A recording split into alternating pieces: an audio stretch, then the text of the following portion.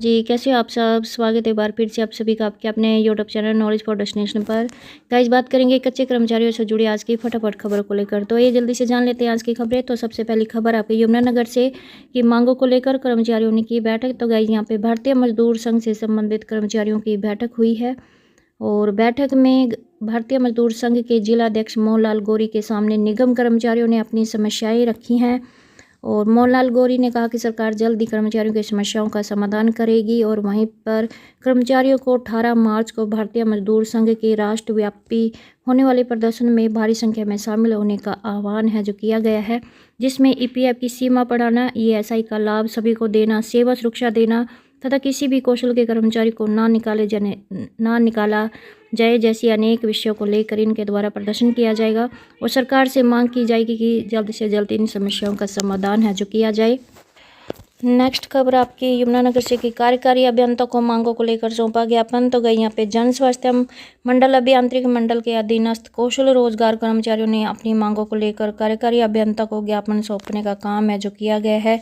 और ज्ञापन के माध्यम से इन्होंने मांग उठाई है कि कौशल रोजगार कर्मचारियों का वास्तविक अनुभव पोर्टल पर दर्ज कराया जाए ताकि अनुभव के आधार पर पात्र कर्मचारियों को लाभ मिल सके। कर्मचारियों का यूनियन बैंक में बैंक खाता खुलवाने के लिए टाइप पत्र जारी किया जाए ताकि कर्मचारियों को 50 लाख रुपए की बीमा राशि का लाभ मिल सके। डोगरी और रेनकोट के पैसे भी कर्मचारियों को जारी किए जाए। हरियाणा कौशल रोजगार निगम के अंतर्गत पोर्टल पर कितने कर्मचारियों का अनुभव उपलब्ध है और कितने कर्मचारियों का अनुभव दर्ज नहीं है, इसकी सूची जारी की जाए। 10 जनवरी को भारतीय मजदूर संघ कार्यालय में सौंदर्यकरण किए जाने का पत्र की कार्रवाई को अमल में लाया जाए। कर्मचारियों के विभागीय पहचान पत्र भी बनाए जाए। ये इनकी प्रमुख मांगे हैं जिसको लेकर उन्होंने ज्ञापन सौंपने का काम किया गया है। नेक्स्ट खबर आपकी फतेहाबाद से कि अग्निपथ योजना के तहत अग्निवीर भर्ती के लिए ऑनलाइन आवेदन प्रक्रिया 12 मार्च से शुरू। जिला फतेहाबाद, सिरसा, जींद और हिसार के युवा कर सकते हैं आवेदन। तो गई यहाँ पे आवेदन की प्रक्रिया 12 मार्च से शुरू हो गई है और आवेदन करने की जो अंतिम तिथि है वो 2 अप्रैल रहेगी। और वहीं पर आवेदन के लिए परीक्षा शुल्क 250 रहेगा। जिला फतेहाबाद, सिरसा, जींद और हिसार के जिन युवाओं का जन्म 1 अक्टूबर 2004 से 1 अप्रैल 2008 के बीच हुआ है और उन्होंने 10वीं या फिर 12वीं की कक्षा उत्तीर्ण की है और वहीं पर उम्मीदवार जो कक्षा 10वीं और कक्षा 12वीं बोर्ड परीक्षा में उपस्थित हुए हैं और परिणामों की घोषणा की प्रतीक्षा कर रहे हैं, वे भी आवेदन करने के पात्र हैं बशर्ते कि वे अन्य सभी शर्तों को पूरा करते हैं। और Agniveer general duty, Agniveer clerk व स्टोर कीपर तकनीकी, अग्निवीर तकनीकी, अग्निवीर ट्रेडमैन 10वीं पास व अग्निवीर ट्रेडमैन 8वीं पास पद के लिए है। और जिन उम्मीदवारों ने न्यूनतम शैक्षणिक व आयु सीमा की योग्यता पूरी कर रखी है वे इस योजना के तहत अपने आवेदन ऑनलाइन कर सकते हैं। नेक्स्ट खबर आपकी देख लीजिए जज्जर से। तो गई यहाँ पे रिटायर्ड कर्मचारियों ने सीएम कैंप कार्यालय कुरुक्षेत्र में किया जोरदार प्रदर्शन। तो गई यहाँ पे जज्जर जिले में रिटायर्ड कर्मचारियों ने भी अपनी मांगों को लेकर कुरुक्षेत्र में जोरदार प्रदर्शन किया है और यहाँ पे सरकार को चेतावनी दी है कि अगर सरकार ने हमारी मांगों को पूरा नहीं किया। नेक्स्ट खबर आपकी पंचकूला भास्कर से कि पक्का करने की मांग को लेकर मुख्यमंत्री को सौंपा गया ज्ञापन। तो गई यहाँ पे हरियाणा संयुक्त कर्मचारी मंच के राज्य स्तरीय शिष्टमंडल ने मंगलवार को चंडीगढ़ स्थित सीएम हाउस में जाकर कर्मचारियों की मांगों से संबंधित समस्याओं के समाधान के लिए मुख्यमंत्री को मांग पत्र सौंपा है। और ज्ञापन के जरिए इन्होंने कौशल रोजगार निगम के कर्मचारियों को तुरंत पक्का करने के आदेश जारी करने की मांग सहित उत्तर हरियाणा बिजली वितरण निगम, हरियाणा शहरी विकास प्राधिकरण और नगर निगम सोनीपत के वाटर पंप ऑपरेटर सहित ठेका सफाई कर्मचारियों को तुरंत हरियाणा कौशल रोजगार निगम में समायोजित करने की मांग है जो रखी गई है। नेक्स्ट खबर आपके चंडीगढ़ भास्कर से कि चंडीगढ़ शिक्षक संघ ने मांगों को लेकर संजय टंडन को सौंपा ज्ञापन। तो गई यहाँ पे अपनी विभिन्न मांगों को लेकर शिक्षकों की ज्वाइंट एक्शन कमेटी का प्रतिनिधि मंडल एसोसिएशन के अध्यक्ष रणबीर सिंह के नेतृत्व में भारतीय जनता पार्टी के राष्ट्रीय कार्यकारिणी सदस्य संजय टंडन से मिला और अपनी मांगों का ज्ञापन पत्र सौंपने का काम किया गया है। और मांगों के बारे में इन्होंने कहा है कि समग्र शिक्षा यूटी के कर्मचारियों को चंडीगढ़ प्रशासन द्वारा काफ़ी वर्षों से लंबित एरियर और डीए का भुगतान नहीं किया गया है। लगभग 1300 कर्मचारी प्राप्त होने वाले लाभ का काफ़ी समय से इंतजार कर रहे हैं। इन कर्मचारियों का 6वें सीपीसी का बकाया जुलाई 2021 से मार्च 2023 तक की अवधि के लिए 6वें केंद्रीय वेतन आयोग के तहत बकाया भुगतान नहीं किया गया है। नेक्स्ट खबर जज्जर भास्कर से कि ग्रामीण चौकीदारों को पक्का करे तब तक 26,000 रुपये वेतनमान दिया जाए। बैठक के बाद डीपीपीओ को हरियाणा सरकार ने ज्ञापन सौंपा। तो गाइस यहाँ पे मातनहेन ब्लॉक में ग्रामीण चौकीदारों की बैठक हुई है, जिसमें लंबित मांगों को जल्द पूरा करने के लिए रणनीति तैयार की गई है। और इन्होंने कहा है कि अगर सरकार ने मांगों को अनदेखा किया तो ग्रामीण चौकीदार सड़कों पर उतरकर बड़ा आंदोलन करेंगे। और बाद में डीपीपीओ को यहाँ पे हरियाणा सरकार के नाम ज्ञापन सौंपने का काम किया गया है। और ज्ञापन के जरिए इन्होंने कहा है कि ग्रामीण चौकीदारों को पक्का किया जाए।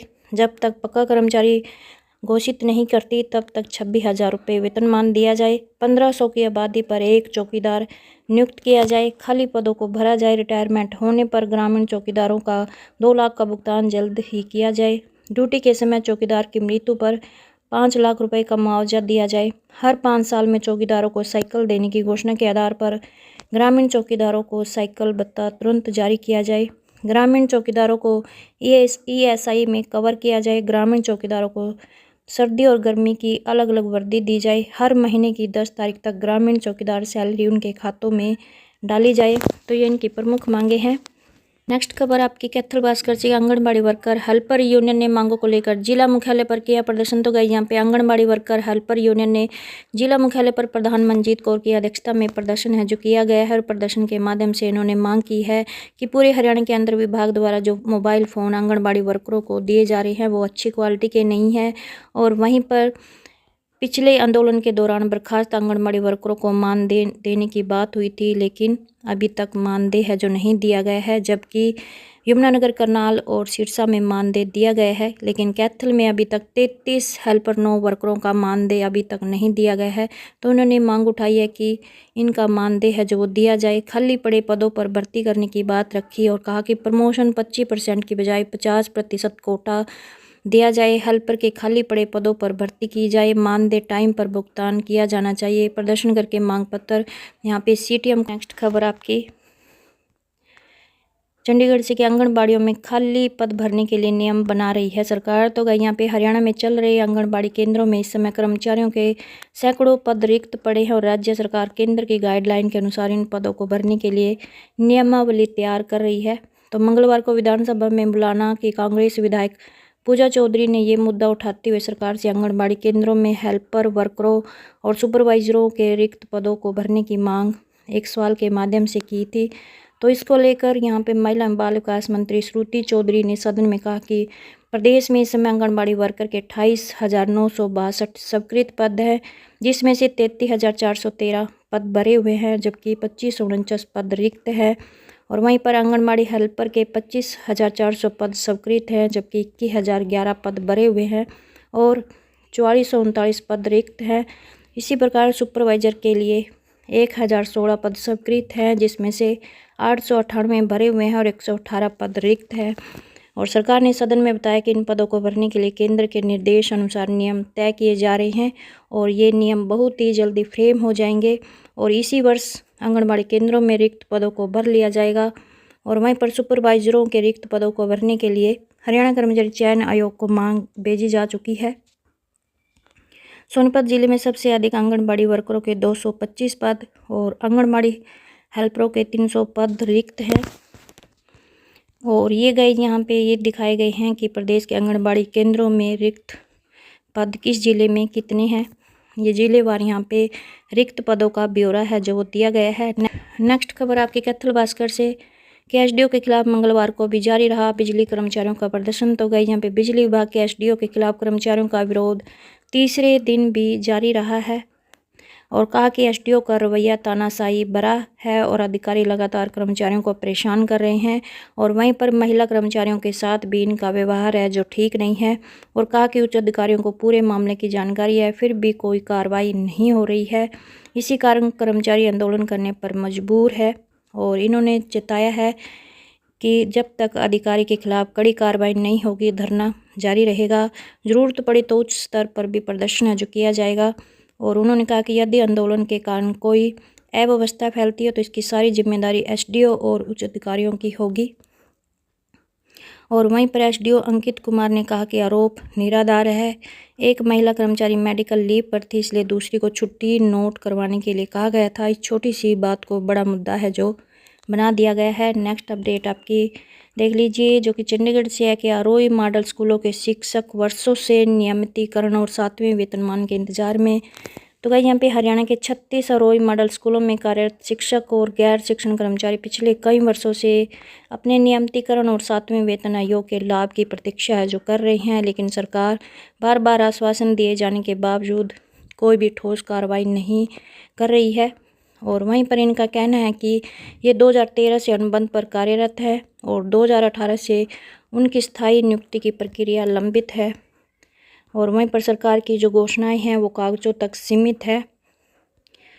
तो इनके द्वारा कहा गया है कि 2013 में केंद्र सरकार द्वारा वित्त पोषित 36 आरोही मॉडल स्कूल खोले गए थे, जिन्हें बाद में हरियाणा सरकार ने अपने अधीन ले लिए, लेकिन इसके बावजूद यहाँ के शिक्षकों को ना तो सरकारी शिक्षकों की तरह सुविधाएं मिल रही है और ना ही वेतन समान दिया जा रहा है।